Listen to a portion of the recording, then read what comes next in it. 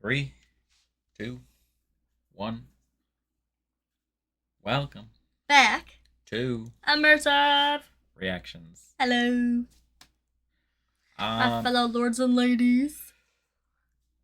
I would curtsy, but I'm sitting down, so yeah. trying to restrain from that. So our camera died, and we're using the backup camera. Mm-hmm. This is the old camera that we started with, and so it's a little. You won't notice much, but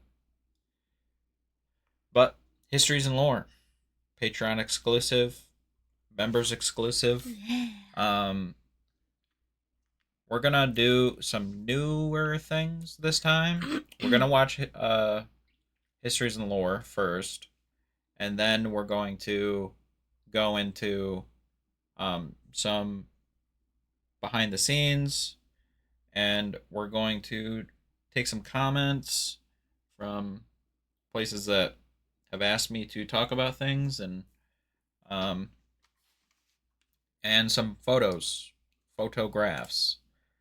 So Photography. yeah, so that last season was one of the best, I think. Feel that there was a lot of character changing. Hmm. I know we say character development, but Sansa, come on, Yeah. that was big.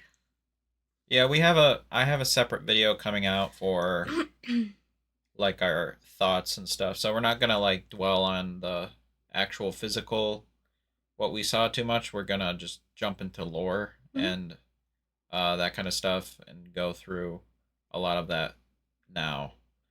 So get your it's going to be like an hour and a half or more. So get ready. Let's go.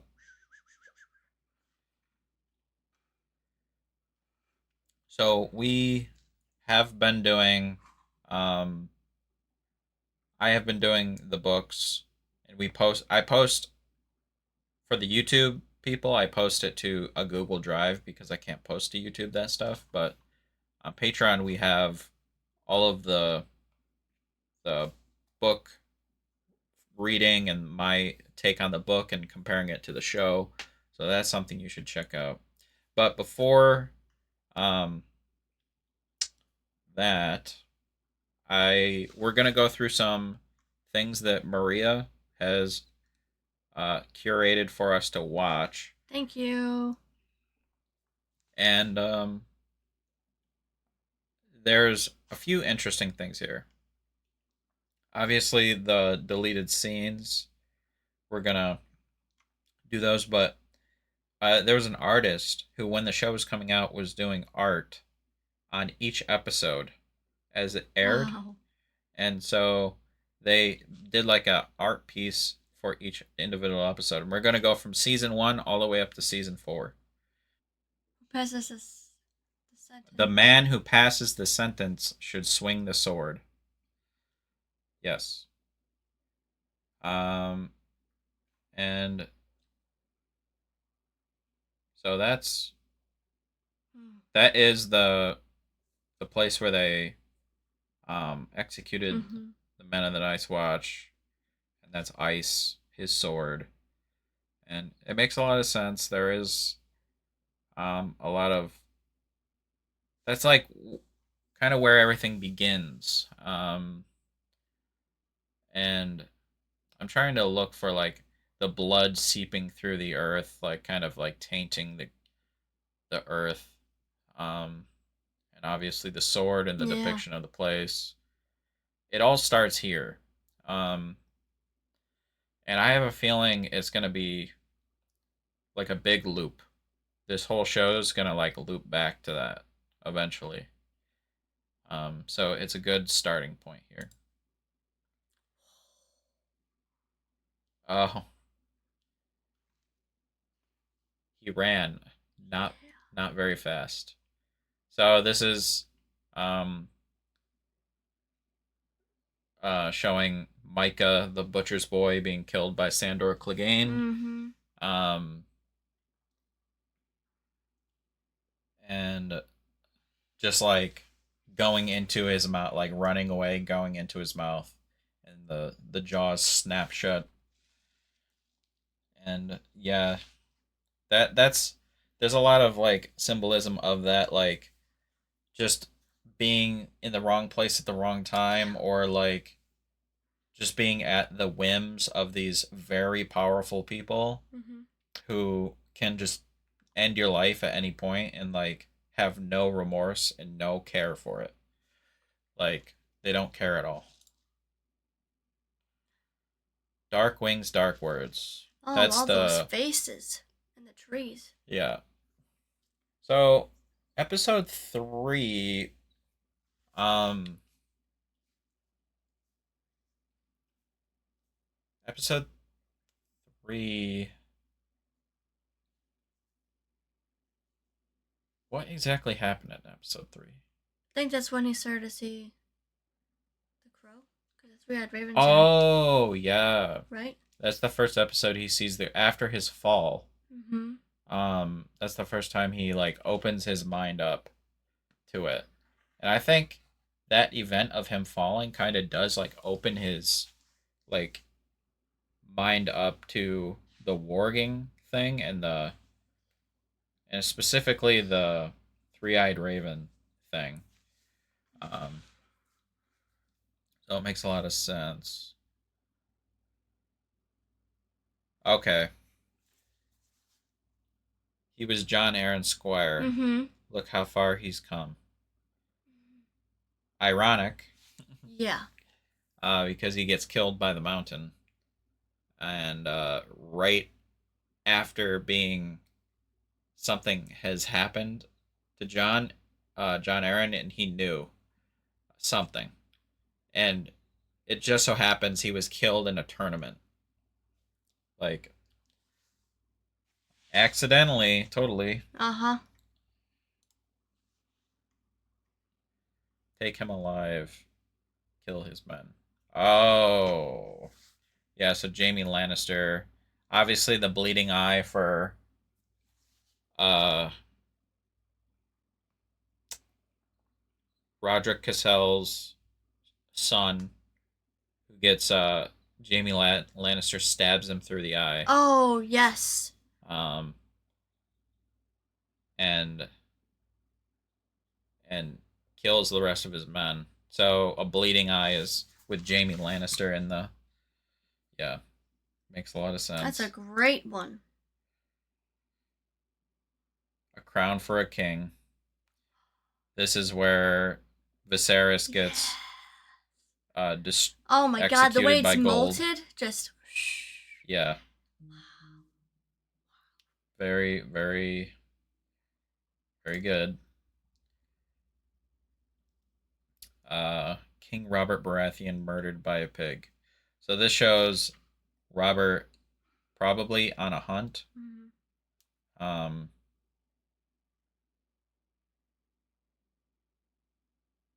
which is a crazy picture. I just noticed the fact that King's Landing is in the background. Mhm. So he's like over, like here, like up a mountain, chasing a pig, and yeah, he gets killed by the boar. Wow. Whoops. Stick them with the pointy end. Is this where Arya kills her first? I think so. With her sword needle, and yeah, that's it's kind of a different sword. With that boy, right when she. Yeah, she kills the boy that's spying for Cersei. Mhm. Oh boy. Sir Ellen, bring me his head. And obviously we get the point in the show where it becomes not like any other show, where they kill off literally the main guy, um, and yeah, it's Ned Stark didn't deserve that, No. um, but again, he was in the wrong place at the wrong time.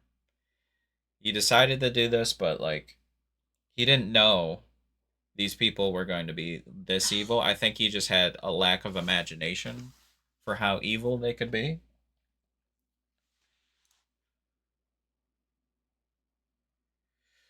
Come back to me, my sun and stars. This is Oh, look where, at the horse yeah, with the fire. Wow. uh, Moon and stars. Wow. the because their son was supposed to be the steed that mounted the world. So this is like Mhm. a horse like bigger than the world, like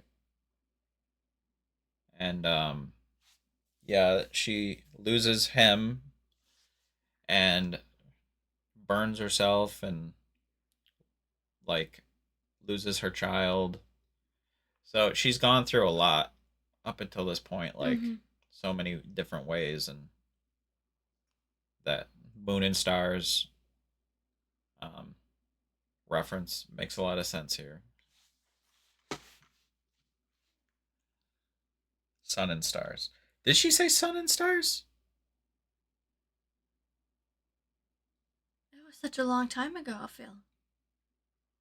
I feel like it said Moon and Stars. Maybe I'm wrong. I'm probably wrong. And we go to season 2. The night is dark and full of Terrors. terrors. Oh, Lady Melisandre says this, right? Yeah. Is What? that a skull on the wine glass? Yeah. The night is dark and full of terrors. I don't know if that's representing. Oh, she murders the maester with the cup. She makes him At drink the the table, poison, and right? then she drinks it, and she's fine. Yeah, and he dies. So that's the death being betrayed there. The cold winds are rising. Oh, the yeah, you see that too on the moon. Yeah, a White Walker's Nice. face. Oh, and is that the offering table? No, I don't think Yes. so. Oh. Maybe it's portraying when Craster was bringing his kids into the That's what woods, I mean. The offering. When offer the and then gift of the offer gods. them.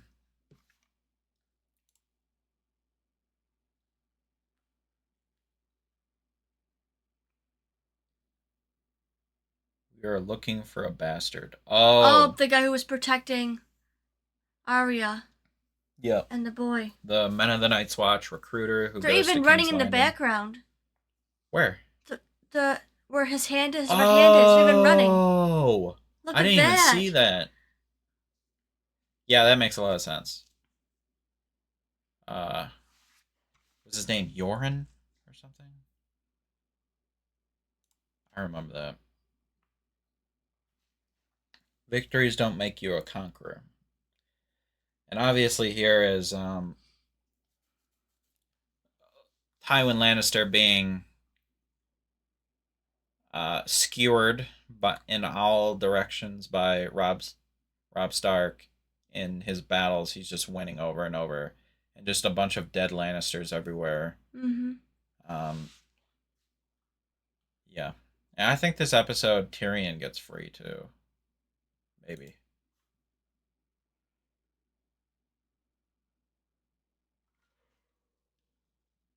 Or he talks to Tywin. I think Oh, Lily Missandra just caught onto the red. you can't avenge him if you're dead. Yeah, Melisandre kind of like.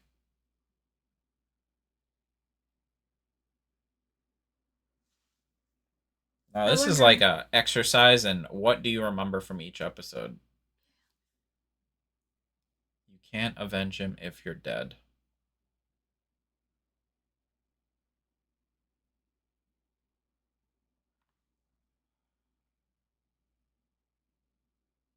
Oh, is this depicting Renly Baratheon getting murdered by Melisandre and the Shadow Baby.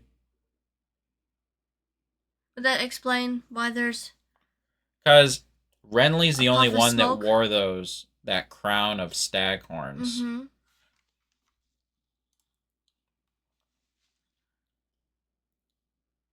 I don't even know what's going on here. A A men. man needs a name. Oh. That's that guy, right? Yeah, but I don't know what is going on here. Looks like a bird that's. Harrenhal. So this, I think it's just depicting. Oh, Um. those are those little daggers that he blew at Yep. people. Yep. This is depicting when Arya's friend was like killing all of Yes. the people for her. Your dragons wait for you in the house of the undying. That warlock in the brown. Yeah. And all of them around. Yep. There he is at the table. And she sees like a vision of Yes. like a bunch of things that she wants. It's just an illusion. Oh. Help was not promised, lovely girl. Only death. That's um I'm pretty sure that represents when they killed the two farm kids and displayed their bodies in Winterfell, thinking it was Bran and Rickon Stark, but it wasn't. Oh. Yeah.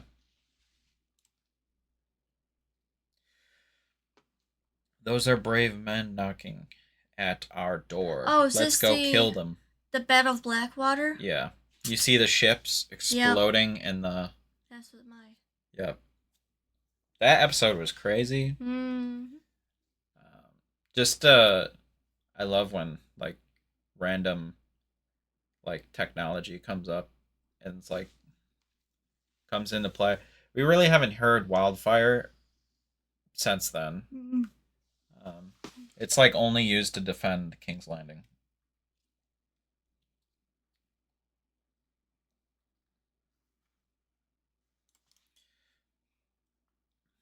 This is not my home. Oops. The Breaker of Chains. Breaker of Chains. Like. Yep. Mm-hmm.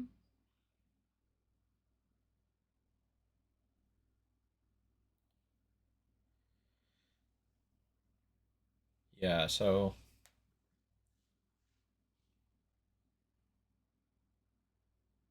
This is when she takes off. yep. This is her. What exactly happens in that episode?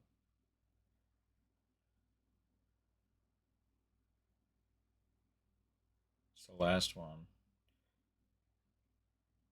I know it's Daenerys speaking. Mm-hmm.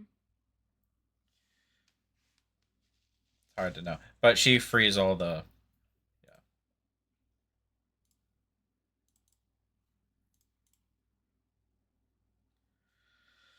200 Northmen slaughtered like sheep.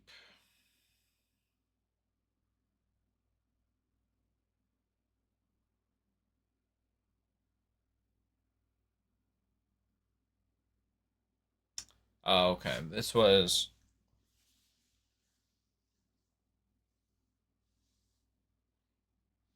This is when they.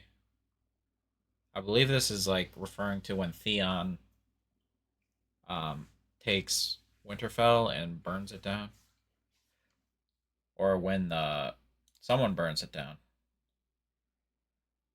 You hear them, boy. The old gods are answering you. I think that's Bran's like caretaker talking.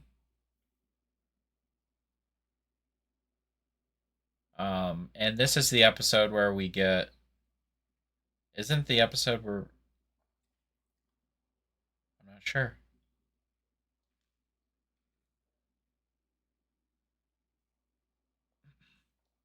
These last couple have been hard. Mm-hmm.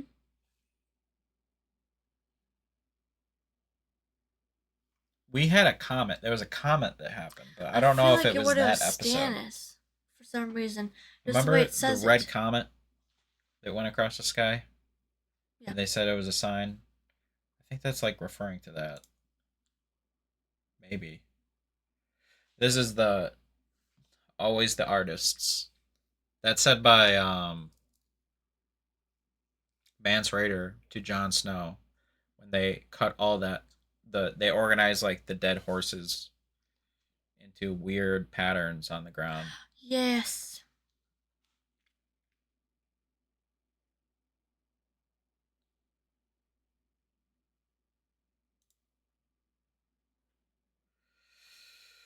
Dracarys. And I believe this is where Daenerys kills um, the masters of Yunkai and Free with the she burns the guy with the dragon that he took the dragon, he had it on a chain Oh yes. Okay, I see. I and the understand. dragon burns him and then she takes the Unsullied and kills the rest. Okay. Ooh. Oh. Our king in the north, or should I call him the king who lost the north? Was that Craster or the old guy with the? It was Lord Karstark That's what I meant. Karstark. Yeah. who like wanted You want revenge over Jaime Lannister. yeah, that's true. I don't know what the picture's representing though. Something.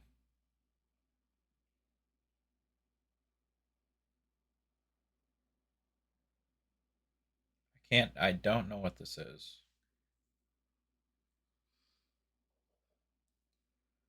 Trying to figure it out. Oh, that's when Joffrey Oh, killed yep, that lady. yep, yep. Chaos isn't a pit. Chaos is a ladder.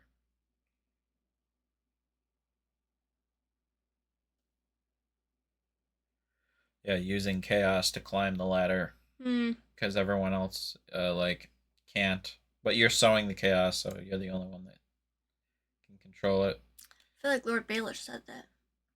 He Maybe did. I'm wrong. Oh. Death is so final, whereas life is full of possibilities. Tyrion said that, and the Sept, or in the Sept of the Seven, Sept of Baelor.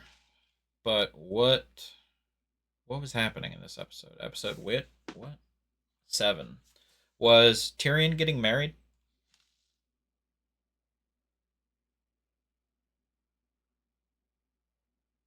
Maybe. Pretty sure. The White Walkers sleep beneath the ice for thousands of years.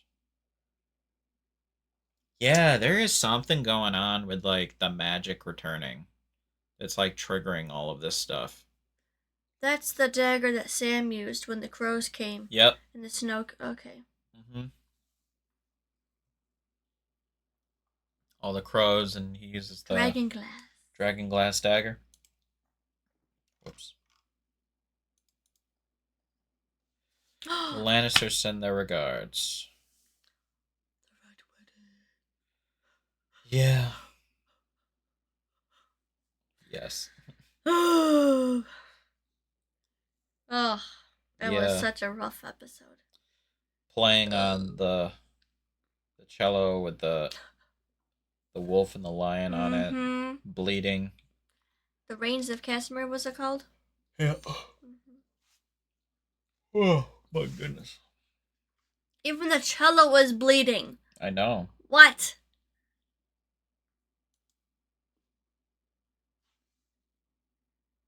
That's Arya trying to get. Isn't she trying to get a spot on the boat? Offering him, showing the guy Yeah. the Does coin. that happen already? I thought I saw it. No. No, actually, it's not. That's next season. Oh.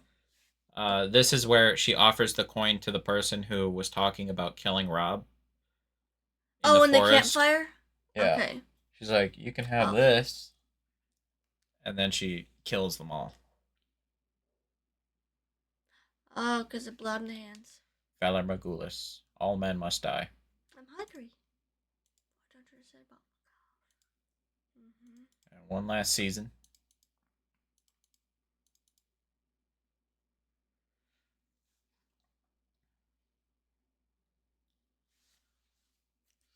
Fine little blade. Maybe I'll pick my teeth with it. That Is guy who killed a Arya. friend. Yeah. Arya getting her blade back and Mm-hmm. killing that guy.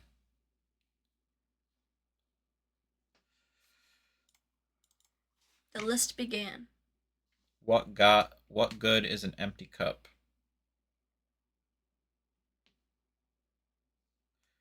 And this is Joffrey dying. Yep.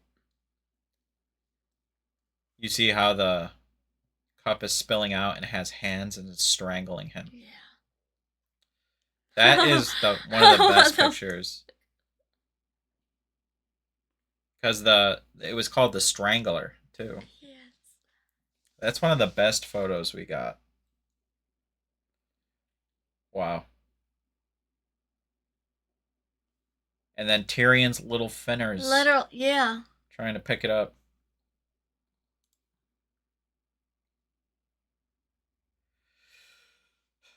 Let me kill this man for you. Dario Naharis. Mm-hmm. Fighting the champion of, is it Marine? Are we at Marine yet? Or is it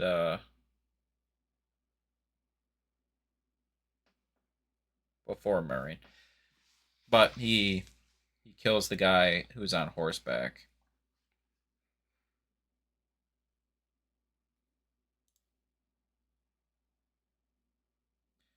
Kill the masters.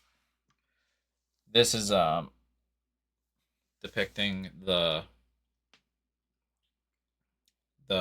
crucifixions of Yeah. the children pointing the direction, and Mm-hmm. um, all the swords over it casting the shadows. Yep. And Grey Worm says, kill the masters. Hodor. This one, Bran figures out that he's No, he doesn't.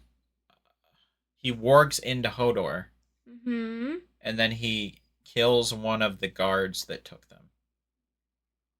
Remember? Oh, that guy. He's, He went yeah. and broke his neck. And then he went out of it and then realized he had blood on his hands and he didn't know And why. he freaked out. Okay, I see it now. Is this turning into a lovely This is turning into a lovely evening. I don't exactly remember who said that. This is amazing. Holy God. Look at all those people. Yeah, you see it too. I don't know if it's Tyrion back here behind the swords or what. Hmm. And I don't remember who says. I remember that saying, but I don't remember who says this is turning into a lovely evening. Is it Tyrion's friend? That guy? I don't know. Oops. I I lied for you. I killed for you. That's Lady Arwen. Aaron? Aaron, Lady Aaron, Mm-hmm. Lysa, Lysa. Lysa Crazy Aaron. nutbag. Yep. And you see her falling Yep. from where Littlefinger cut her off from the top. What's he holding? it's like a string almost, Yeah. and he cut the string and let her fall. Yeah, Mm. and he takes control of the veil. Mm-hmm. The gods have made their will known.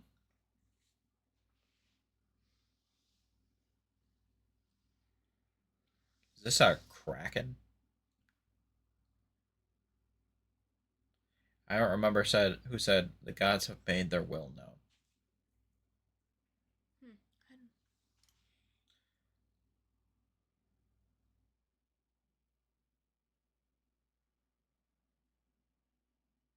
Huh.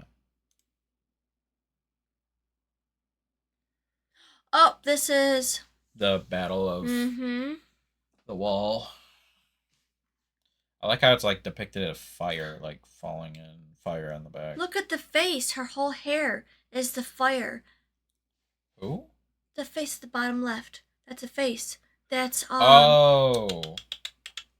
Oh. See it now? Oh. Mm-hmm. That's her red That's hair. Egret. Yeah, Ygritte. Yeah. Oh my god.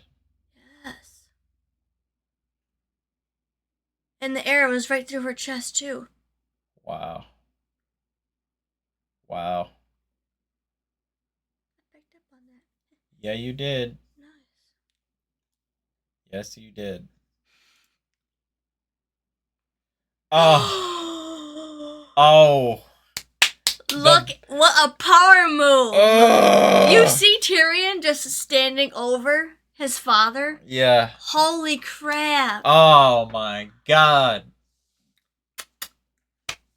Chef's kiss right there. Oh.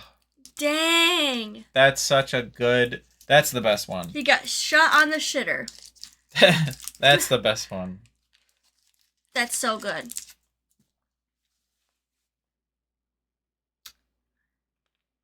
All his life he belittled him, and he rose above. Look how tiny he is compared to him. Yeah. Wow. Yep. Nice. That's Freaking the best great. one. Yes, it is. It's the last one too. Yeah, that's him like just being so far above him, Mm-hmm. having having having outsmarted his father and found out what his father was doing and then able to Mm-hmm. enact his vengeance immediately. Wow.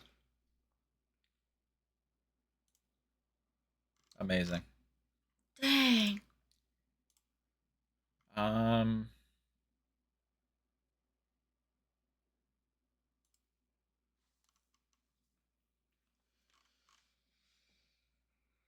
Wait a second.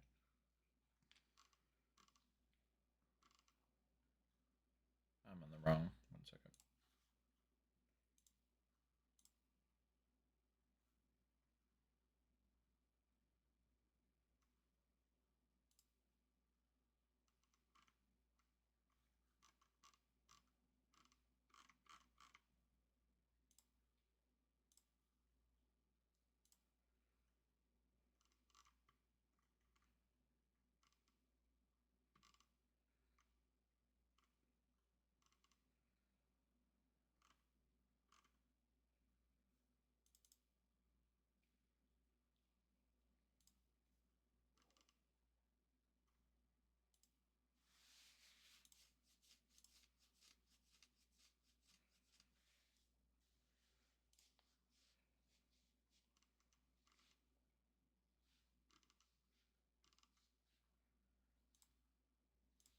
I lost like all of the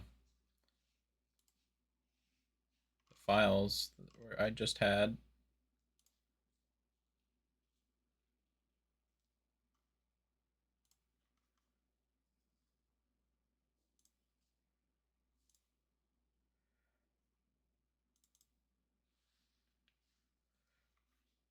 And this was a picture after of um, Cersei's actor and Oberyn's actor after he was murdered. Oh, yes.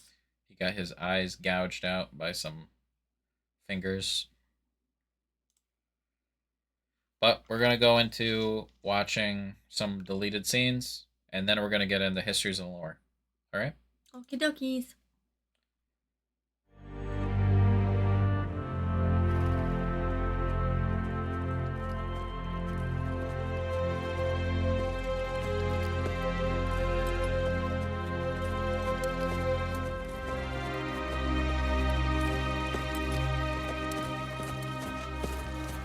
Oh, is this when Jorah's exiled? Mm-hmm. We'll go back. Your Grace.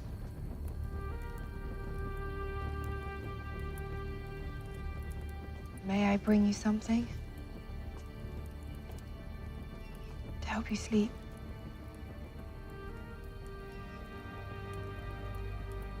Forgive me for disturbing you. Stay with me.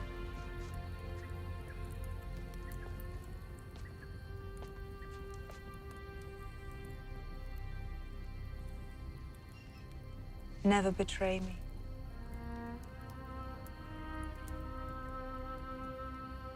Never.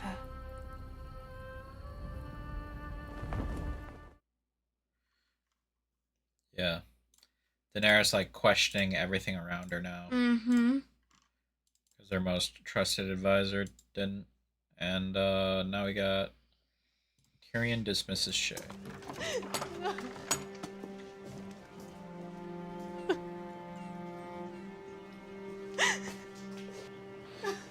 You'll have a comfortable life in Pentos. Braun will escort you to your ship.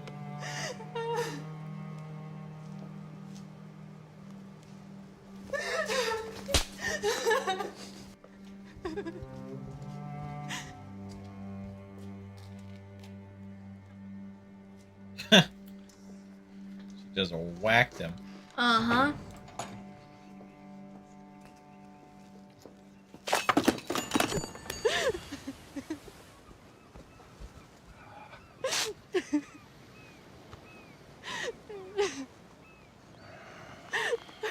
You didn't really think it was forever, did you? These people, even the good ones, they use us as they please. And when we're no longer any use, they spit us out, find someone else they like. Look at me. You ever seen an old sellsword? No such thing. Every day, I'm a little bit slower. This kid's coming up. Can do all manner of madness with their blades. Moves I never dreamt of. We have to adapt to circumstances, is what I'm saying. Learn some new tricks. Come along. I've got a wedding to get to.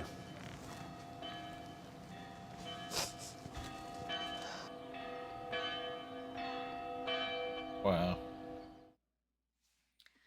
You don't see him often like that. Yeah, you don't. Do you ever see in this show two like side characters talking to each other? Never. Never. It's always a main character talking to a side character. Mm-hmm. I just realized that. And if the main character, like two side characters will talk to each other like with a main character nearby. Mm-hmm.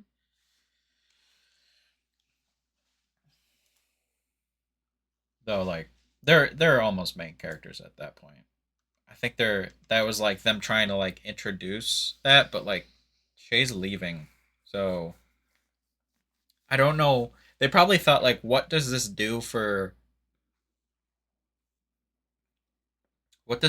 Shay's character? Like it really only is for Bronze.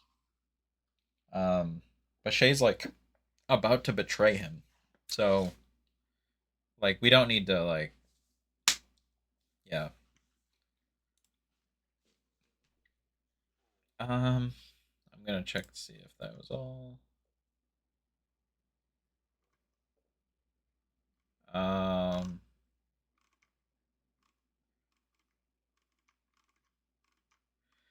and someone on YouTube, well, never mind. This isn't going to be seen by YouTube.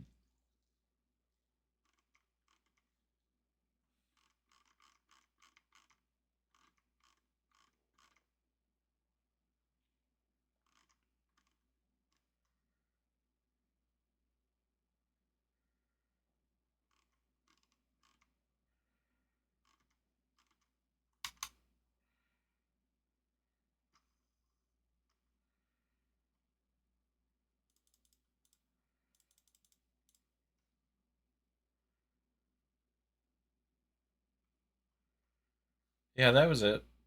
That was all for that.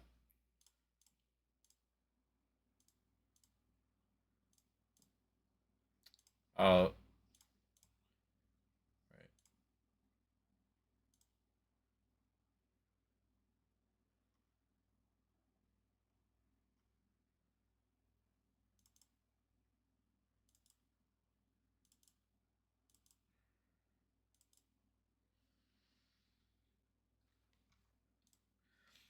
I was just gonna quickly go through these because we've been doing them in the book series, but this is all the book art that I've been going through every time I do episodes.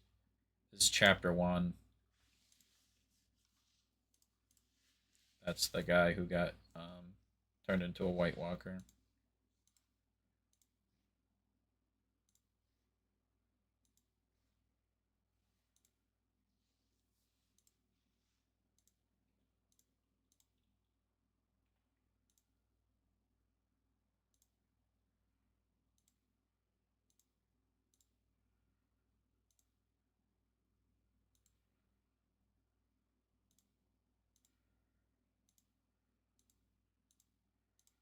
Yeah, we've been going through all the art, and I have a special thing that I keep track of the show with. So if you guys want to watch those, feel free. I know Mm-hmm. some of you don't, but that's all right. And now we're gonna get into histories and lore a wee bit.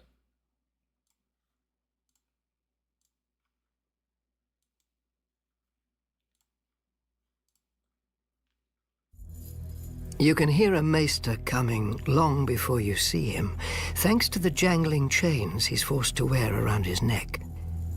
It's meant to remind him of his servitude, like the collar of a dog. He can't remove it, even to sleep. Each link signifies mastery, or at least what those withered old men in the Citadel consider mastery, of a different area of study. Gold for the study of sums and accounts, silver for healing, iron for war, black iron for ravenry, lead for poisons, and Valyrian steel for the higher mysteries. Only one maester in 100 forges such a link. Only one maester in 100 has the sense the gods gave a goat. Though I admit that no one has performed true magic in centuries. We sit in a room, mumbling over a candle of dragon glass, trying to make it catch fire. After a sleepless night of failure, we're supposed to admit to our own limitations. To win the link, we are supposed to lose our curiosity. I never did. In time, the Archmaesters decided more links were useless to a man who wouldn't be chained by them. They took my chain and expelled me from the Citadel. Their loss. The chain as a whole is supposed to signify the realm. One cannot have only lords or only knights. One needs farmers, smiths, merchants, That's so shepherds, and the like. Yeah. Like a chain forged of many different metals. An obvious and trivial point, disguised with pomposity. Much like the maesters themselves. They study without learning, and proudly pass down the same knowledge that was passed down to them, with no addition. Perhaps such is to be expected, when one considers the kinds of men who become maesters. The youngest sons of noble families, dutiful and timid, raised in the shadow of their older brothers. Or bastards and peasant boys whose minds are easily satisfied by the knowledge of their next meal. Because bold men will not be chained. They dare to ask questions that the maesters fear to answer. They will look at a living man and ask, how? And they will look at the dead and ask, what if? Yeah, he's kind of like an experimental. The Iron Bank dates doctor from in when this world. Braavos was still the secret city, filled with runaways and refugees from the Valyrian slave lords. The first tradesmen to achieve success realized that if they pooled their resources, they could loan money to their less fortunate fellows and build a better Braavos. For a profit, of course. First, they needed a space to store their combined gold, safe from thieves, and more importantly, each other. For the business rivalries that created their fortunes were not easily put aside. They found an abandoned iron mine outside the city and sealed its only entrance with heavy gates and bars, and set guards supplied by every principal investor. Each guard watched the gate, and the other guards.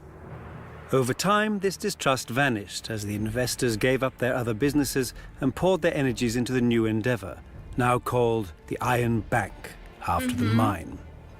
We've since moved to more spacious quarters, but we still keep our first vault, not merely to remind us of our roots, but because we did not become the world's greatest repository of wealth by wasting assets, no matter how minor. If you're an aspiring merchant, you come to us to buy ships and goods. If you're an aspiring shopkeeper, you come to us to buy your shop. Whatever you need in this world, we are the conduit. Even a throne can be yours if you're an aspiring king, or stay yours if you're a sitting one. Just ask House Lannister of Westeros. We are not the only bank in this world. Every free city has its own, but when those banks need gold, they come to us. We lend to princes, kings, merchants, and tradesmen. If a prince or king can't pay us back, well, the world lacks for loyal men, not ambitious ones. We simply fund the rise of new princes and kings, and they tend to honor our investment. If a merchant refuses to repay us, well, the vicissitudes of trade are well known, and Braavos is full of men who are not. One way or another, the Iron Bank will have its due. They kill him. Yep. Sellsword pretty much sums it up. A poor man has a sword. A rich man needs a man with a sword. Gold is exchanged. If the poor man knows how to use the sword, maybe he becomes the rich man. One way or another. I'm sure sellswords have a long and illustrious history, but if you meet a sellsword who knows it, best hire someone else. A sellsword should be good at one thing: getting paid to kill people. It's not an easy job. Most people try to kill you back, and at least a few of them know how. The ones that don't, well, they often come in enough pretty armour to ruin an afternoon. A lot of high lords turn their noses up at sellswords. They say they can't trust a man who sells his allegiance to the highest bidder. I don't blame them. Much cheaper for them to own an army from birth, either by people being on their lands or by their ancestors swearing a few oaths. But here's the thing. No sellsword has ever fled from the winning side. If your hired companies are running away from you, it's because you're not on that side. And you didn't pay them enough to die with you. Not that you could. Sellswords don't get rich dying for their lords. Sellswords don't really get rich. Some of the Eastern companies on Essos do fine. The Golden Company, the Second Sons, the Windblown. Always a bit of fighting to be had in the free cities. Even if those merchant princes can be as tight as an old man's cunt. But then you're stuck in the heat and dust, hoping some dumb rich prick doesn't try to hire your company to fight Dothraki, because your dumb greedy captain would probably take it. Hedge knights, now, are a different breed. Take a sellsword and remove the sense. They get their name from where they sleep, under the edges of the Seven Kingdoms, in ditches, in stables. They don't have the family name or the purse like real knights, so they spend all their money on armour and a horse, and ride in tourney after tourney in the hope of impressing some lord or winning some prize. One loss, and a lot of them are ruined. They can't ransom back their armour, even if they win. Think what a knight's good for. Killing men. You know how you train for killing men? By trying to kill men. Not prancing round with a blunted stick, bowing and waiting your turn. Maybe you think I'm just insulting the competition so you hire me instead. Well, of course I am. So don't hire me. Hire a sellsword with educated heirs who tells you all about the great battles he's heard of. Or a hedge knight who's won a few tourneys starting to build his name. And the man you're fighting against? He hires me. Beth. Wild Well, lynx. you convinced me. Mm-hmm. Yeah, that was. I like the Bronn part. Yes. Yeah, just the intricacies of that, and obviously like hedge knights, and someone told me that is there a book called The Hedge Knight that he wrote? But we're gonna keep going. I suppose that's flattery coming from you If you have any southerners who'd questions, kneel to a comment pig while if we're your going. daddy did. We call questions for me to ourselves the answer. free folk. Or at least, most of us won't kill you for calling us so. Questions. Some will, aye. But that's just the way of it in the true north. Beyond your great 4 months. white wall, where your laws and kingdoms end, and men live free. And die cold. For we live close to our land, and she's a terrible wife. Fail to obey her, and she kills you. On the frozen shore, so deep is the snow that men ride chariots made of walrus bones, pulled by packs of dogs. The Hornfords have it easier in the mountains. The cold so hardens and blackens the soles of their feet that they don't even need boots. The cave people spend their lives in the dark, doing God's know what with God's know who, or what. The Thens have one of the only nice bits of land up here. A valley in the far north, near the end of the Frostfangs, with game, copper, and tin for shiny bronze weapons. Better than the rusted old blades most of us have. With such advantages, they could be a generous, friendly race. They're not. As young boys, they burn their faces and rub ash and dirt into their wounds. Scars more than their face, I think. They follow their Magnar, who's the kind of man who can rule these kinds of men. I know what you Southerners are thinking, and no, the Magnar is not a king. More like their god, though not one you'd care to follow if you don't sleep with your eyes open. Then there are the Giants, a proud race as old as the Frostfangs and about as tough. They speak the old tongue, when they speak at all, though they understand more common than they let on. They're not the monsters you Southerners think. Once I was caught in a winter storm so cold, I knew I'd freeze to death before it broke. Lucky for me, I stumbled on a sleeping giant, cut open her belly, and crawled right up inside her. Kept me warm enough, but the stink nearly done me. The worst thing was, when she woke up, she took me for her babe. Suckled me for 3 whole moons before I could get away. Aye, but there's times I still miss the taste of giant's milk. Oh. I thank the gods she was in a good mood. Unlike the husband, an angry giant, you want no part of that. Whatever our differences, one thing unites us.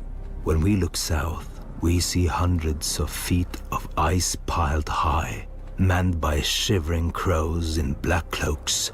Our wardens penning us up here, warning us away from warmer lands, softer beds, and prettier girls. But the cold winds are rising. The Hornfords couldn't stand against them, nor the Thens, nor the Giants. First, they kill you, then they send your dead against you. We faced extinction, every one of us. But then man's raider came to us and rallied every nation of the free folk, as no man ever has. He was a crow once and knows your ways. For thousands of years, we've sucked fear of your kind from our mother's teat. We've been on one side of the wall and you on the other. No more. One of these nights, you're going to hear a knock on your front door. You best not answer.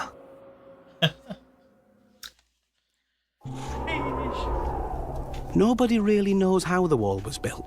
Yes, every child hears how, in the days of the first men, Brandon the Builder raised the wall with magic and giants and set the Night's Watch to guard it.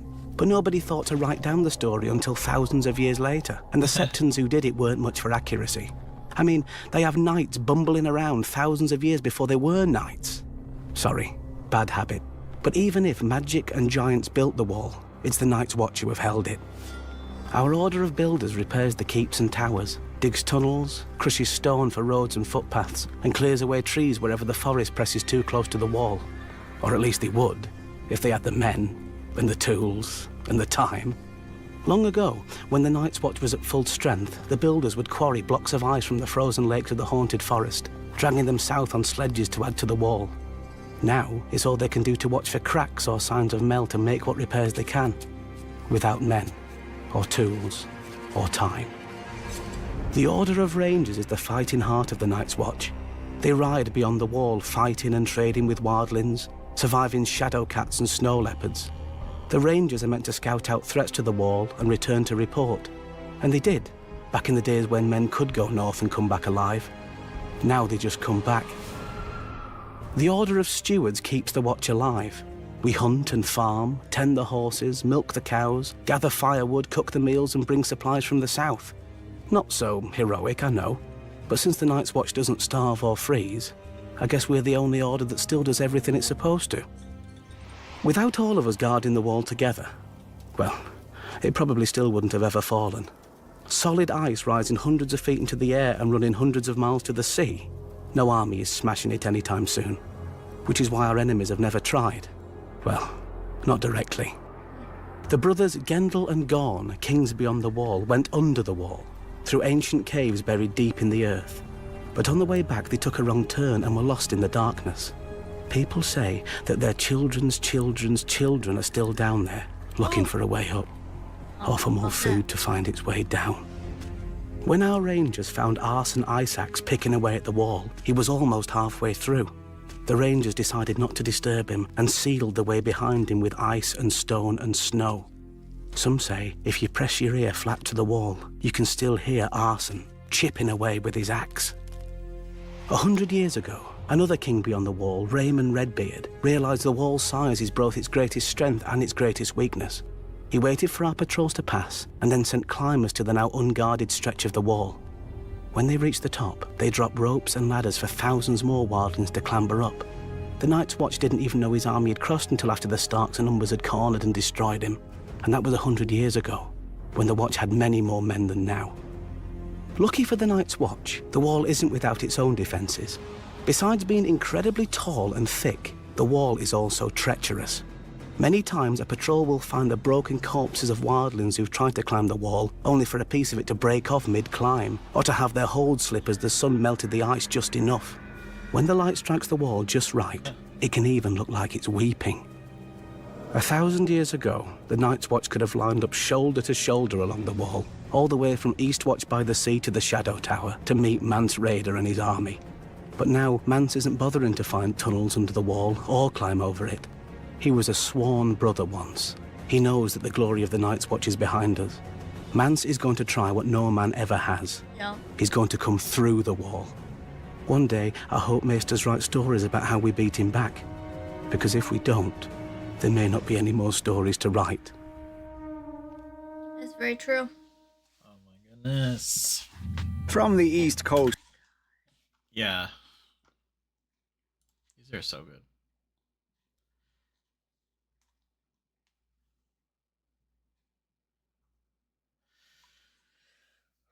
Take 1 minute. Oh my goodness. I did not sleep well.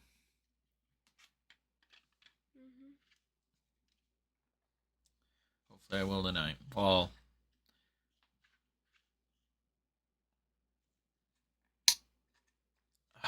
Okay. Let's continue. Mm-hmm. Continue on. Continue up. Forwards. Forwards, men. Forwards. Most of the Vale, the fingers reach out into the narrow sea. Out of that. 4 rocky peninsulas plagued by wind and rain, and barren to all but the hardiest Fingers, of weeds. aka Littlefinger. The ancestral home of House Baelish. Yep. Our house began with my great-grandfather, a Bravosi sellsword who came to the Vale at the invitation of House Corbray. My grandfather raised himself to the status of hedge knight, and even managed to acquire a bit of land and a keep on the smallest of the fingers, though I do believe he often missed sleeping under his titular hedges. The only thing worse than owning a dreary and desolate land is owning only a small portion of it. Luckily, I didn't spend much time The there freaking as a Cliff, child. yeah.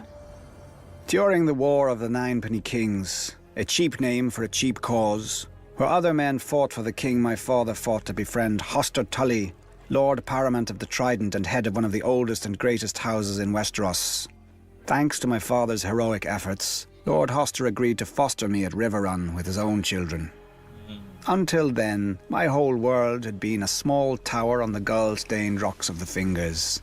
But when I first saw the stone walls of Riverrun rising from the Trident, towering over me, back then I was a little more easily impressed. The boy in me thought the gods themselves must live in such a place. I soon learned otherwise. Lord Tully's son, Edmure, was quick to ensure I would never forget myself in their house. He nicknamed me Littlefinger, after my size and homeland, and the name was just cruel enough to stick. His sisters, Lysa and Catelyn, made me a pawn in their kissing game, traded back and forth between them for practice. Needless to say, I enjoyed spending time with them more than Edmure. As we grew older, the game began to change, as all games do. Lysa grew more bold, and Cat more demure. When Lord Tully announced Cat's betrothal to a brute from the north whom she'd never met, I realized her duty would outweigh any feelings she had for me. Fool that I was, I challenged this Brandon Stark to a duel for her hand. He was a warrior, I was a boy. If Cat had not intervened, he would have killed me and laughed over my corpse. For my insolence, Lord Tully banished me from Riverrun. No matter. I had learned everything I needed by then. I would fight my battles not with swords, but with wits. A few men could match me. Even then, House Baelish might have died out on the rocks of the Fingers. I was again a poor lord, with no You used allies him and no so prospects, except, if I were lucky, the daughter of a middling merchant. Then, opportunity arose. The Mad King executed that Brandon Stark and incited a rebellion. My old friend, Lysa Tully, was married off to John Arryn, Lord of the Vale, to cement the alliance against the Iron Throne, bringing her within my circle again. I quickly capitalized on our former affection and persuaded her to have me appointed as controller of customs at Gulltown, the Vale's greatest port. Wars burn gold like wildfire. When I increased the port's income tenfold, her husband took notice of this lowly lord from the Fingers, and when the new and profligate King Robert needed a master of coin who could find gold where no one else could, why, Lord Arryn knew just the man. Once, House Baelish had no lands, no name, and no gold. Now we have quite a lot of each. What new rung will the next generation climb? Let us not be hasty. I'm not finished yet. Littlefinger doesn't have any kids. Nope. Any man who calls I don't know why. That's ridiculous. a poison a woman's Maybe he weapon does, is a and we traitor just to don't his know. fellow men. A dagger, arrow, axe. These are the arms of passion. But poison is cold, calculating. Poison is the thought that wakes you in the morning and lulls you to sleep at night. You watch your victim die 1,000 times before you ever offer him that fateful taste. Is a man's hate so inferior to a woman's that we are to be denied such a weapon? When I was a boy of 16, a great lord caught me with his mistress. He should have been honored. Instead, the fat old fool challenged me to a duel, thanks to my age and status, only to first blood. But his mistress and his wife warned me which of my parts he intended to draw first blood from. He was strong and fierce, but slow. I cut him quickly, and the duel ended with honor satisfied. Then his wounds festered, and he died. Ever since, men have called me the Red Viper, a name that never fails to draw a laugh from me, as if a single serpent was all I knew of venom. Essence of nightshade is the gentlest of poisons. A drop dissolved into wine will slow a pounding heart and stop a hand from shaking. 3 drops will grant a night of deep and dreamless sleep. 10 drops, and you will have a sleep that does not end. Basilisk blood. It will give cooked meat a savory smell. But if eaten, it produces violent madness, in beasts as well as men. A mouse will attack a lion after a taste of basilisk blood. But to a man who knows his art, is not passion a form of madness? Widow's blood forces a man's bladder and bowels to fail. He Yeah. drowns in his own Teachings. poisons, a slow and painful death. Become a maester. It has earned its name many times, I am sure. The tears of Lys, a rare and costly poison. Very Clear, tasteless, well. and odorless. Dissolved in wine or water, it eats at a man's bowels. He dies in agony, which will not appear unusual if the victim is old or sickly. A favorite tool of impatient heirs. Across the world, on certain islands of the Jade Sea, grows a certain plant. The leaves must be aged and soaked in a wash of limes, sugar water, and certain rare spices from the summer isles. Afterward, the potion must be thickened with ash and allowed to crystallize. The process is slow and difficult, the necessaries costly and hard to acquire. The alchemists of Lys know the way of it, and the faceless men of Bravos, and the maesters.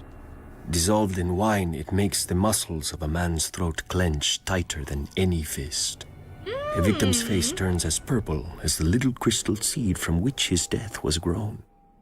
And so we call it the Strangler. That's what killed Joffrey. Which of these vials would I take from its shelf, you may ask? None. To kill a man at his table or in his bed bores me. To toil hours over a boiling pot, measuring and stirring, bores me. How life begins is always entertaining, and my kind must make sure its end is worth our wait. Unbowed, unbent. Tango. Yeah. Yeah, we knew a little bit about like different poisons and stuff like that, but we also know that like Prince Oberyn is very well Educated? educated in poisons. Yes. Even Tywin says it to him, and I think he says like, it's strange that the king dies of poison when you, well adept in poisons, arrive, or something like that. He says it way better than what I just said, but yeah. Unbroken. The words of House Martell. A promise to our enemies and a challenge to our lovers. Thousands of years ago, the warrior queen Nymeria crossed into Dorne from Essos, fleeing the dragon lords of Validia. After she landed, she burned her ships, all 10,000 of them, so no cowards could slink home. What a woman. Dornish in spirit before she ever was in flesh. She was lucky to land in Dorne, where powerful women are not locked away in septs and the beds of old men. My ancestor Mors Martell saw her and desired her, and proved that where armies fail, a tongue may succeed. Wedding his strength to hers, his spear to her son, they subdued all his rivals together. After the tradition of her people, House Martell then ruled Dorne as princes, not kings. Unless the eldest child was a daughter, for unlike the rest of Westeros, our loyalty isn't commanded by a cock. We follow a prince or a princess Martell just the same. And we always have. Some people forget that Aegon Targaryen crowned himself lord of 6 kingdoms, not 7. When his sister marched on Dorne, she found no mighty hosts drawn up against her for her dragon to burn and her soldiers to slaughter. The sands swirled, men died, and her dragon saw nothing. The sun shone, men died, and her dragon bowed to our greater fire. The Targaryens retreated with their tails tucked between their legs. Of course, in later years, his descendants would try again. Daeron the First succeeded at great cost and reigned in Dorne for a few glorious months. One night, his steward pulled down a sash by his bed to summon his consorts.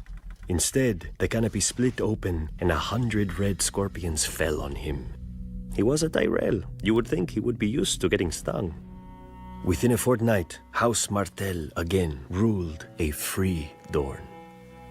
Eventually, After centuries of courtship, House Martell got into bed with the Targaryens. We took King Daeron II and his sister for our own before they could take each other, and 6 kingdoms became 7. Even now, I do not blame my ancestors. One look at those long, silver locks. It is not every day a man gets to ride a dragon. But they soon learned that you can't leap off a dragon at will. My sister Elia, she married Prince Rhaegar Targaryen and became the princess she already was. In Dorne, she walked among vipers, and none would bite her. In King's Landing, she found herself surrounded by lions. When Robert Baratheon rebelled against his rightful king, his future father-in-law, Tywin Lannister, ordered his beast, Gregor Clegane, to rape and murder my sister, along with her helpless children. And men called the Lannisters heroes. No. Now, Lannisters sit on the Iron Throne, surrounded by the blasted swords of Aegon's broken foes. I wonder if they remember, as I do, that none of those swords are ours. I wonder if they see, as I do, my sister's red blood soaking into the stones of their precious red keep. Maybe they need reminding. The lion may be a mighty beast, but pride always lifts his gaze to the horizon, never seeing in the grass the viper. Fire made flesh. Such is the nature of dragons, claim the Eastern mystics. For once they may have a point, though not the one they think. Fire consumes, leaving at its end naught but ash. Thus the fate of the Targaryens and their dragons. Thousands of years ago, Valyrian stumbled on the first dragon eggs in the mountains of the 14 Fires. I cannot imagine shepherds could hatch dragon eggs and bind such creatures to their will, but whatever aid they must have had is lost to history. Every educated person knows how the Dragon Lords then conquered most of the known world, breaking the ancient Giscari Empire, enslaving a continent, building roads and bridges that still stand today, though the art that made them is lost. An empire of marvels and misery. And now what is left of Valyria? A smoking wasteland. Ash. In time, Aegon Targaryen and his sisters brought their 3 dragons who had escaped the doom to Westeros, perhaps thinking to regain his people's lost glory. And so he did. On the field of fire, he proved that armies were no match for dragons. At Harrenhal, he proved that mighty castles weren't either. Aegon Targaryen became Aegon the Conqueror, first of his name, founder of a dynasty. His first act? To order his dragon Balerion, the Black Dread, to melt the swords of his beaten foes into his new Iron Throne. For over 100 years, the Targaryen dragons cemented their breeders' hold on the 7 kingdoms, if not each other. When Targaryen fought Targaryen in the civil war called the Dance of the Dragons, an angry mob stormed the Dragon Pit, that huge, now ruined vault where the Targaryens stabled their beasts. Thousands died, but through sheer numbers and madness, 5 of the Targaryen dragons lay dead by the morning. Which was perhaps too many. Thereafter, each generation of dragons grew smaller than its parents. Their skulls used to line the throne room of the Red Keep in order of birth. The oldest, Balerion, could swallow an ox whole. The last skull was barely the size of a dog's. Yet the Targaryens never stopped trying to revive their dragons. Aerion Brightflame drank a draught of wildfire and burned to death. Aegon V tried to hatch stone dragon eggs with sorcery and burned to death. Against these, Aerys II looks almost sensible. He only burned other men to death. Now we hear rumors that the young Daenerys Targaryen has hatched 3 dragons far to the east. If she were to be so foolish as to march on Westeros, she will not find, as her ancestor Aegon did, 7 disparate kingdoms frightened by her strange beasts. She will find a continent united behind Lord Tywin Lannister, who extinguished her own father's flame. And we have known dragons now. We have seen them die. Justice is a funny thing. For the poor, it's what keeps them alive. And starving, depending on how the local lord feels about his woods, his streams, his crops. For the rich, justice is what you get if you're not careful enough. Or rich enough. Usually how it works is, you commit a crime and the local lord sends his guards after you. Or your victim's family kills you and the guards go after them instead. Or you do nothing and the guards come after you anyway. Yeah. Either way, someone is brought before the Lord and he decides what's to be done. Could be a fine if you're rich enough to pay it. Otherwise, it's the dungeons, the chopping block, or the wall. You'd think most folks would choose the wall. The north is nasty, dark and cold, but so are most dungeons. And every man knows how the Night's Watch earn their name. All they can do is watch. I don't blame the men who choose a quick chop rather than life without one of its few joys. If you're in the capital, it's the King's Justice who takes your head. Elsewhere in the south, the headsman of the local lord. But in the north, it's the lord himself. The man who passes the sentence should swing the sword, they say up there. Sounds noble, but given some of the northern lords I've met, they just don't want anyone else spoiling their fun. If you're so unlucky to be in the Vale when you're caught, you might never make it to sentencing thanks to their sky cells. Open on one side to a long fall, with the floor sloping down towards it like a woman's thighs. After a few days, they say the sky starts calling to you. Men jump with smiles on their faces, expecting the wind to lift them into the sky. It doesn't. To think Lord Tyrion was one tit-shaped cloud away from death. Yeah. Lucky for him, he was highborn. If your family honour goes back hundreds of years to a time when your ancestors hit other men harder than they were hit, you have another option. Trial by combat. You either fight your accuser, or you both pick champions to fight on your behalf, and the gods will favour the righteous man. As long as he's also the strongest, the quickest, or the luckiest. Once in a long while, you may get 2 real high-born shits having a go at each other. And one of them might be fool enough to demand a trial by 7. Exactly how it sounds. 7 men against 7 men. The shit. Makes for a good show, I guess.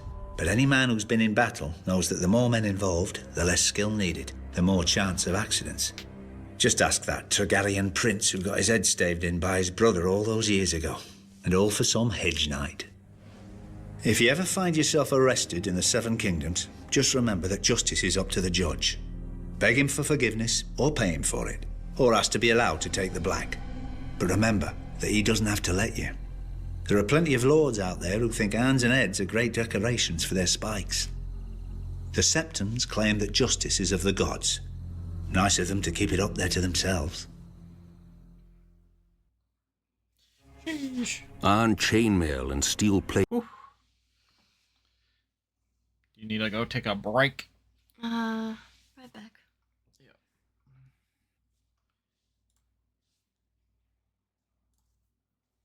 Plate over the chest, metal gauntlets over the hands and greaves over the legs, a visored helm over the skull.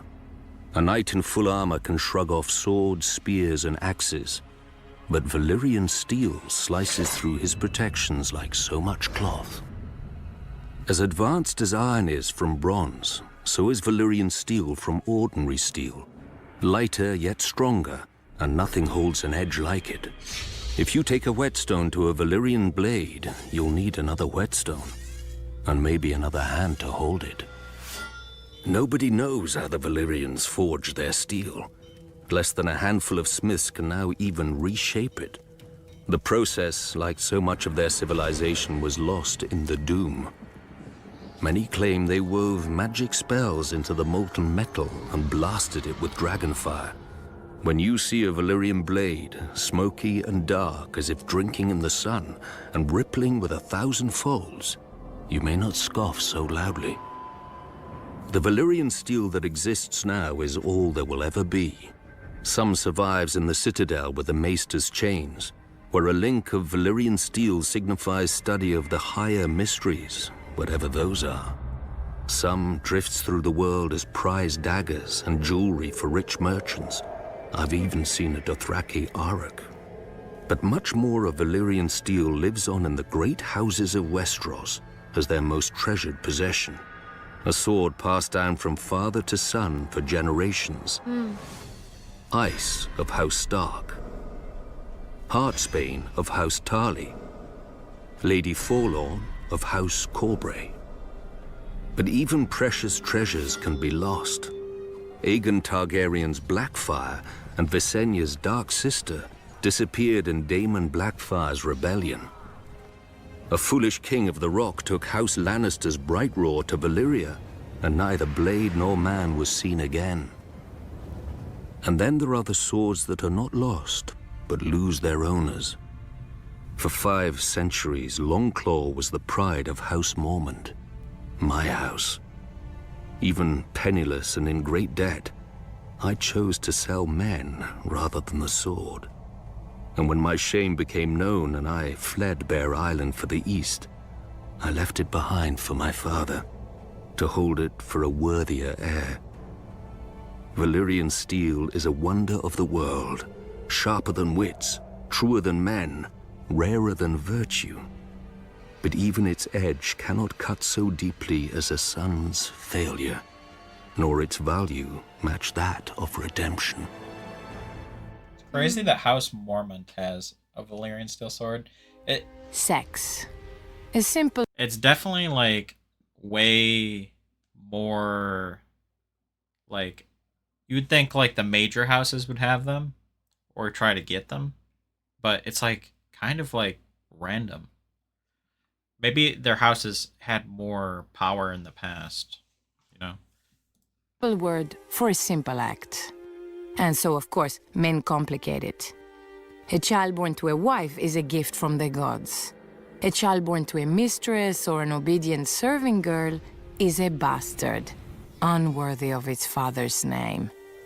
So instead, we call the children after the land where they were born. Flowers in the Reach and Hill in the Westerlands, Stone in the Vale and Storm in the Stormlands, Rivers in the Riverlands and Waters in the Crownlands, Pike in the Iron Islands, Snow in the north, and in Dorne, Sand. By these names, everyone can recognize a bastard, even if his own father won't. Though sometimes a father with too much gold and daughters will ask the king to legitimize a bastard son and give him his family name. If his wife objects, the next one does not. But sometimes the gods play their jokes, and later his wife will give him a true-born son of their own. When this happens, well, children die all the time. So do fathers. Even the beautiful Targaryens had bastards when brothers tired of their sisters. Many took the name Blackfyre after the Conqueror's own sword. When Aegon the Unworthy legitimized all his bastards on his deathbed, they rose up against his true-born heir. Westeros bled. Dorne yawned. For most of Westeros, the Blackfyre Rebellion only proved what they already knew. Bastards are treacherous, born of lust and shame. But here in Dorne, lust is not shameful. We know that bastardy does not make a man more treacherous than another. Man does not need the help. Most boys dream of becoming a Kingsguard. Rich boys from good families get a chance. Smart boys stay at home and sing songs about them instead, opening purses and thighs, because the Kingsguard isn't really good for much else.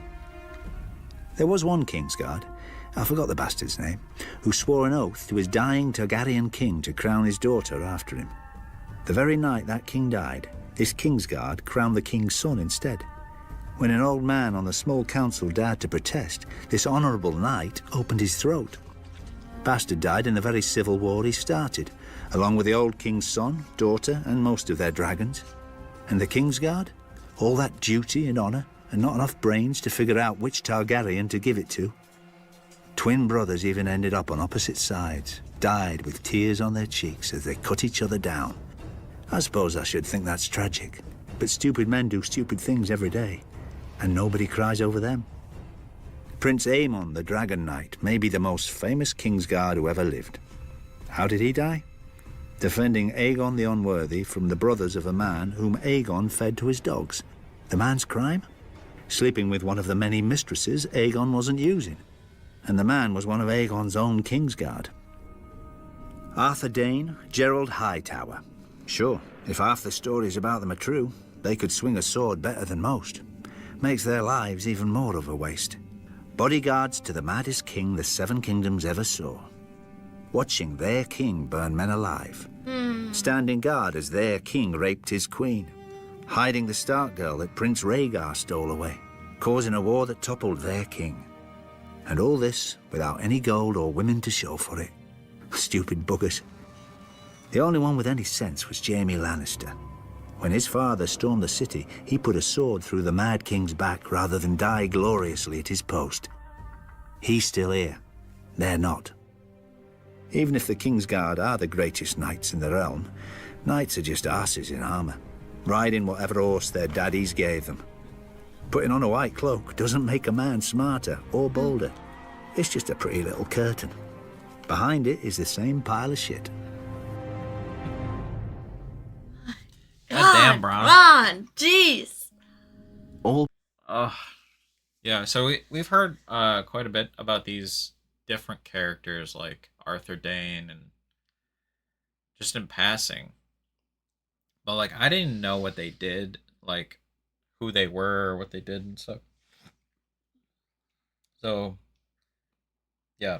Obviously we're watching this for the first time, so like the sink in effect has to happen for us to like process everything a little bit more, and it's like information gained, gathered to kind of pass it on later. So like it's a surface level thing. Like just hearing it doesn't give it gravity until it has implications somewhere else. I think it's good to do this to like get the backstory, but the gravity I feel like will come later. All boys dream of becoming knights. The boys with talent dream of becoming Kingsguard. The boys without talent, well, I wouldn't know. I remember the day the Lord Commander wrote my name down in the White Book, the official record of the Kingsguard. At 16, the youngest member ever to join. Knighted by Sir Arthur and Sir Barristan for valor against the Kingswood Brotherhood. An outlaw had decided to try his luck against a lowly squire. He wasn't using his head, so I took it off him. Shortly afterwards, King Aerys II, who hadn't yet earned the title of the Mad King, took me into his service. If I have ever been happy, it was that day. For centuries, the Kingsguard had been the glory of the realm. Aegon the Conqueror had established the Order as his personal guardians after uniting Westeros with fire and blood. He knew that some of his subjects wouldn't take to conquest, and his dragons were no use against knives in the dark. No doubt surrounding himself with the greatest knights in Westeros made his rule more palatable and less foreign as well. Everyone in his kingdom soon knew the names and sung the songs of the Kingsguard. I certainly did from my earliest days. Lord Commander Gerald Hightower, the White Bull. Arthur Dane, the Sword of the Morning. Barristan Selmy, the Bold. Prince Lewin Martell. Oswald Went, Jonathan Derry, and, soon enough, the boy prodigy, me. We protected the king and his family. We killed his enemies and led his armies. We gave him counsel when asked and kept his secrets when not. We swore to hold no lands, take no wives, and father no children, like the Night's Watch, except with a real job to do. Didn't mention that. Was I awed to see my name inscribed in the same book as my heroes? Of course not. I was 16 and brilliant. I knew it belonged there. Beside the name of Prince Aemon the Dragon Knight, who wielded the Valyrian sword Dark Sister, He died defending King Aegon the Unworthy from assassins, though the king had insulted Aemon throughout his reign and had well earned his fate, because Prince Aemon had sworn our oath. Beside the name of Sir Gawain Corbury, who dueled the Targaryen bastard Daemon Blackfyre for an hour during the Battle of the Redgrass Field, though outmatched and grievously wounded, because Sir Gawain had sworn our oath. Beside the name of Sir Duncan the Tall, who as a hedge knight broke several of Prince Aerion Targaryen's teeth while defending a Dornish woman. He later rose to Lord Commander and burned beside his king at Summerhall, because Sir Duncan had sworn our oath. And now, below the name of Jaime Lannister, you know how it reads. What I did, even though I had sworn our oath. That was years and a hand ago. When I joined the Kingsguard, I fought beside legends in the flesh. Their kind is dust now. And the men who have taken their place? Mud. Sir Boris Blunt, the fat. Sir Marin Trant, the forgettable. Sandor Clegane, the dog who tucked tail and ran. Like mud, their names soiled the White Book. Almost as much as mine.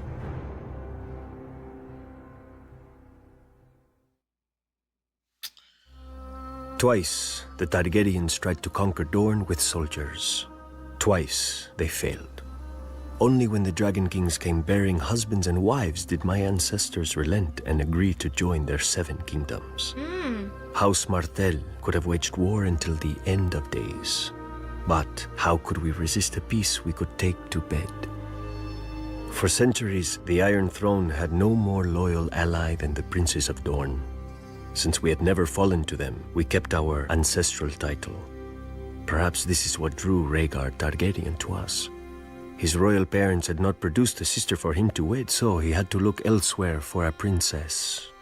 And there was only one in Westeros, Elia of House Martell, my sister. She was not the most beautiful woman in the world or even in Dorne, but rare for a woman from our land. Her flower came with no thorns. She was kind and clever, with a gentle heart. I loved her. I feared for her. For years I fended off lesser men from her. But when Rhaegar came, even I failed. He was beautiful and the crown prince of the 7 kingdoms. And our mother had worked so hard to secure the match, how could Elia not accept him? They were wed, and he took her from her home, from those who loved her and would die for her, and locked her in his red keep above his sty of a city surrounded by false friends.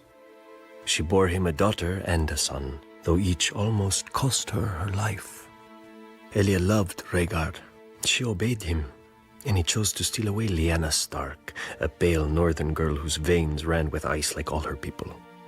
Instead of disciplining his faithless son, King Aerys executed the Starks when they came seeking justice, and ignited a revolt. I know how the Maesters describe the war now, but calling it Robert's Rebellion does not change what it was. The War of the Usurper. Dorne sided with the Crown, for when we swear oaths, we keep them. We needed no threats from King Aerys, though he made them anyway, locking Elia and her children in the Red Keep to ensure our loyalty. Even in his madness, he knew that no true Dornishman would ever take up arms against our beloved princess, and that we would fight to the death for whichever side she was on. At the Trident, Dorne lost 10,000 men and 2 princes, my uncle in the King's Guard and Elia's gallant husband, Prince Rhaegar, who was too slow or too arrogant for Robert's war hammer. As Robert's army marched on King's Landing, the Mad King sent his own wife and child away, but kept my sister and hers inside. In his madness, Aerys thought that the Dornish had betrayed his son at the Trident, and was only too happy to welcome his one true friend back into his ranks, Tywin Lannister. Lord Tywin's army sacked his friend's city, while Lord Tywin's son murdered the king he'd sworn to protect. All this could have been forgiven. War is terrible, and men must become terrible to wage it.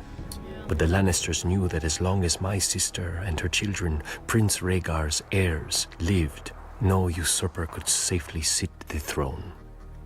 So Lord Tywin's dog, Sir Gregor Clegane, the Mountain, made Elia watch as he murdered her daughter and dashed her infant son's head against a wall.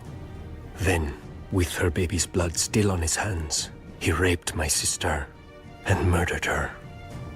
When Lord Tywin later presented their bodies to Robert Baratheon wrapped in pretty Lannister cloaks, I have been told the red color graciously hid the blood from men's eyes. The Targaryens talk of fire and blood. In Dorne, our blood is fire.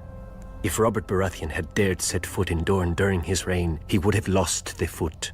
And it is not even him we blame for Elia. The Lannisters think their gold buys them power. The Lannisters think their mountain buys them strength. But if they want peace, they cannot buy it with mountains of gold or one mountain of steel. They must pay in blood. Yes. Woo! Yes. Okay. We don't need to do that.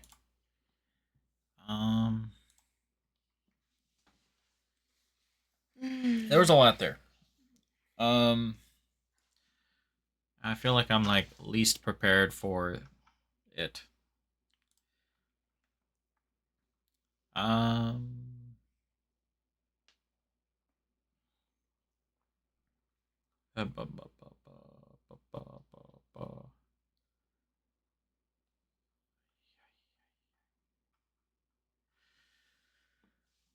Yeah, so I think the lore in this world is crazy. It overlaps so much. I think something I was thinking about while watching was like the fact that Daenerys like will eventually come to back to her home, like at some point will come back, but not realize, like if she becomes queen or whatever, let's say that happens, if she becomes queen, she's not gonna know like all these things that happened, like that her like step, her, would it be her, Daenerys's Mad King's daughter. Mm-hmm. So it'd be her like daughter-in-law.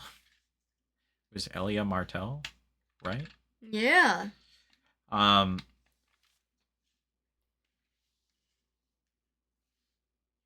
But yeah, she like there's so much stuff going on. There's so much history, and like you have to know, you kind of have to know all of it to understand how to rule the Seven Kingdoms. Like in a good way, not in a like Joffrey way.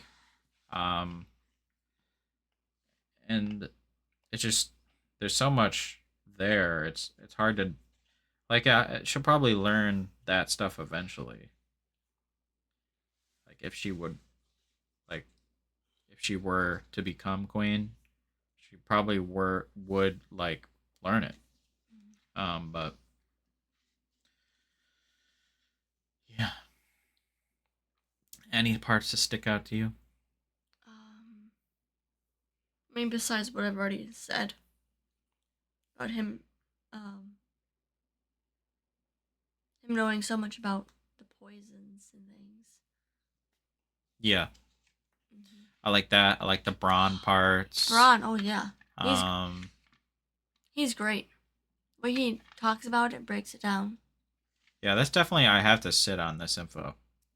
But it's like good, like I said, it's a good way to absorb it because it's a surface level thing right now. Like we're absorbing it, it's on the surface, and then these things will come back and they'll get reintroduced either with Game of Thrones or House of the Dragon or whatever, and we will have a little bit of understanding of what's going on in the history and the background, which is all good to have.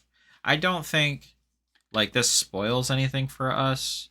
It only enhances the lore and the richness of the world, and like knowing the little intricacies and the grievances and the position of like people on every rung of the ladder in this world, like low, middle, high, like in between, like all around. Like it does a lot to do that for us. And yeah, um, we I've done up a schedule of like what I plan to do video wise for like um for a while going forward. And what I think I'm going to do is when we finish Game of Thrones, I'm going to wait to do House of the Dragon, and I'm going to time it like I know House of the Dragon, I looked up when it's coming out. It's coming out in 2026. Um and it comes out during the summer, like June-ish. So what I'll do is I'll take a break from House of the Dragon, and I'll start House of the Dragon leading up to season 3 of House of the Dragon, and I will we'll watch House of the Dragon like as it airs, like live, like on the channel. If we're still doing this in 2026, that all depends on you guys and if you're still here. But and I yeah, we're definitely going to take a little break from Game of Thrones, and I have it planned out to like a week before it will come out. So I will start, because I think there's 2 seasons, 10 and then 8, so 18 episodes. So I need to start 18 weeks before the release date. And that's like February of 2026. And this show, if I go look at the schedule, the last episode of Game of Thrones will come out for you guys on July 18th, 2025. And then if I do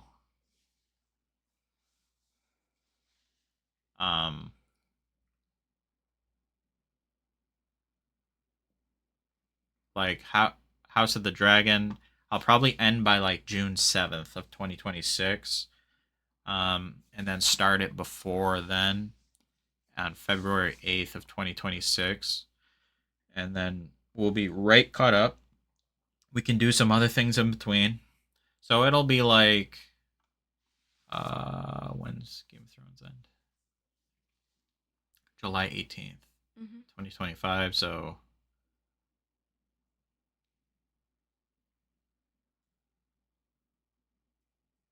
seven months after we finish Game of Thrones, we'll start doing House of the Dragon. And then in between, we're going to do another show. And when we finish in July, we're going to pick up doing another show, depending on what you guys want, and depending on what we'll figure that out for sure. But we're gonna go over some options and stuff, and I've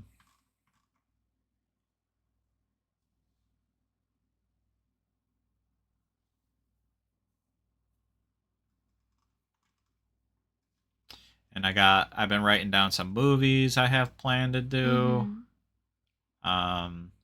You watching Star Wars for the first time. I got the Goodfellas, The Patriot, A Few Good Men, Starship Troopers, The Gladiator, Sixth Sense, the 300 movie, The Martian movie, Inglourious Bastards. And then I have a few big projects I want to do, which are going to be very technical and hard to pull off. But I think depending on where our subscribers are and on YouTube will try it. I want to be at least at like 5,000 subscribers before I start my big projects for the channel. One is the first one I want to try to do is like a pilot of it, and we're gonna do Harry Potter with Becca and my mom. So I'm not gonna be in it, and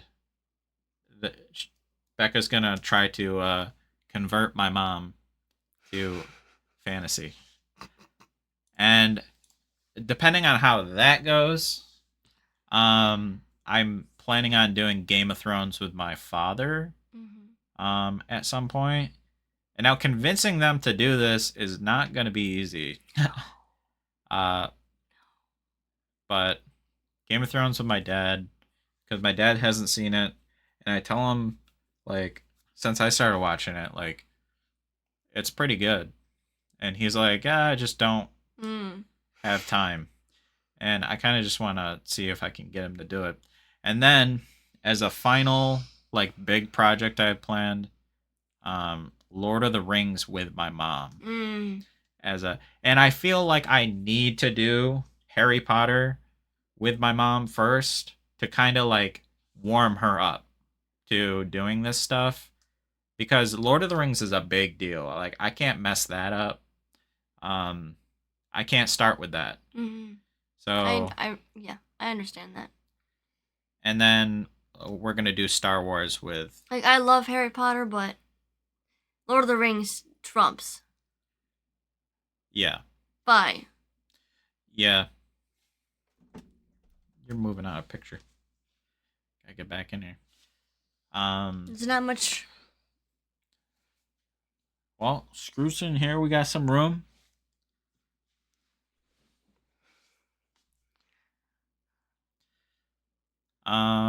But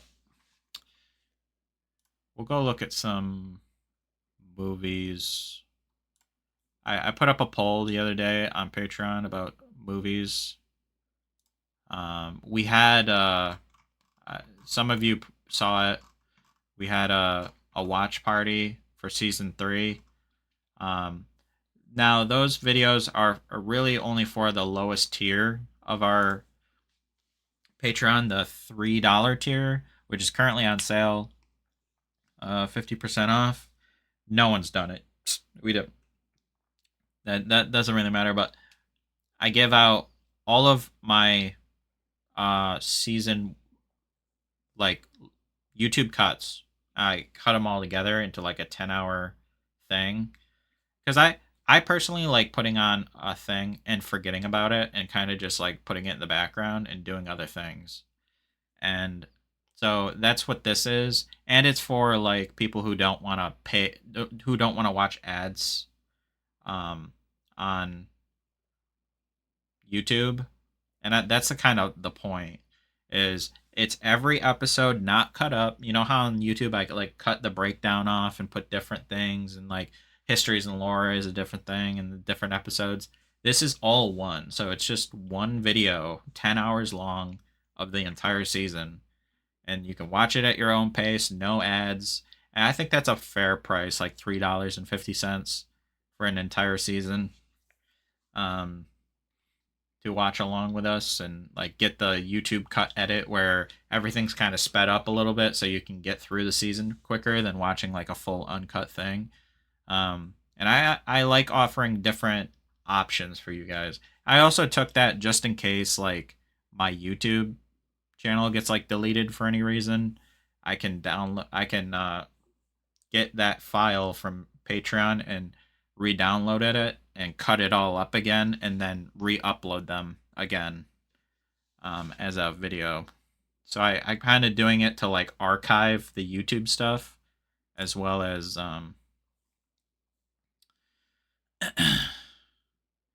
so we got movie suggestions on Patreon. Hamilton, I will add it for sure. Batman, Interstellar, The Matrix. We watched The Matrix. Spider-Man Into the Spider-Verse. If I do watch Spider-Man, I'm going to watch it from the beginning, from the original Spider-Man. Django, haven't seen it. Inglourious Bastards, haven't seen it. Oppenheimer, haven't seen it. Hunger Games, haven't seen it. Harry Potter, I just told you we have a plan for that. Shawshank Redemption, that's on the channel.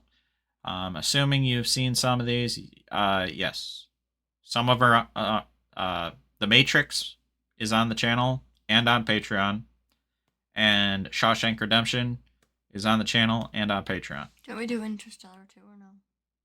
Yep, Interstellar is on the channel and on Patreon. Oh, that was a great one. Yep. So if you didn't know that we've already watched them on the channel, go watch them.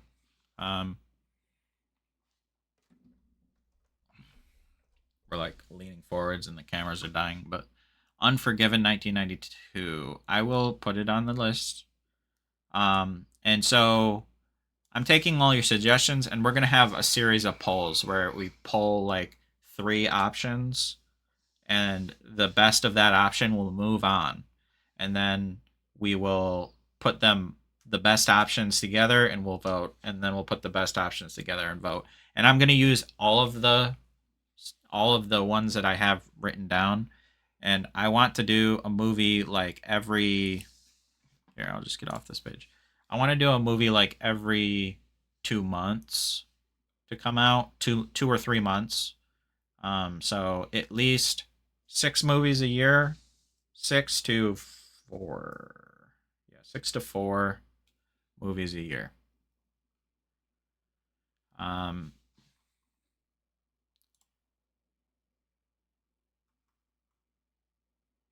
I did a long form video recently of going over the chapter. It's more like a podcast thing.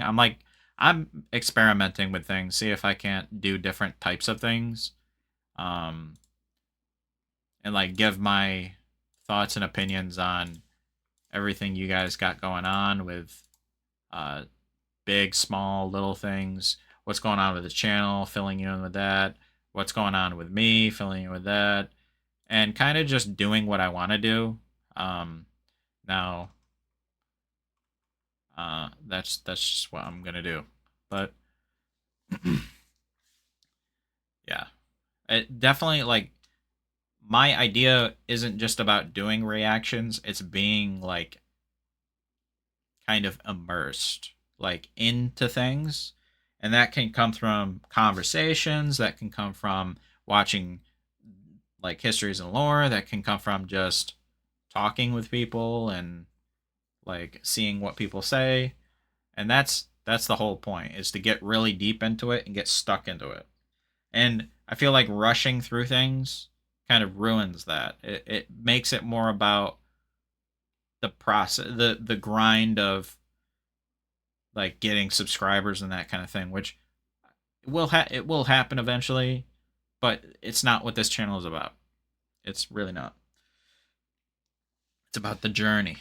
It's not about the destination. And so that being said, we did the Red Wedding on YouTube recently. That did better than I thought it was going to. I thought it was going to be a lot worse. So I'm feeling good about that. And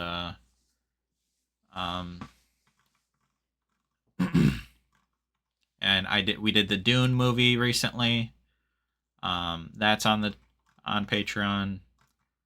And a lot of things are going on. I'm doing a lot more content. I'm feeling good about what I'm putting out. That's pretty much the end of it. Beginning and end of it. I'm not about like rushing through the process, and like I say over and over again. And I encourage you to get involved with the Discord. Discord, it's just like a forum for chatting and talking, and we talk about everything in there.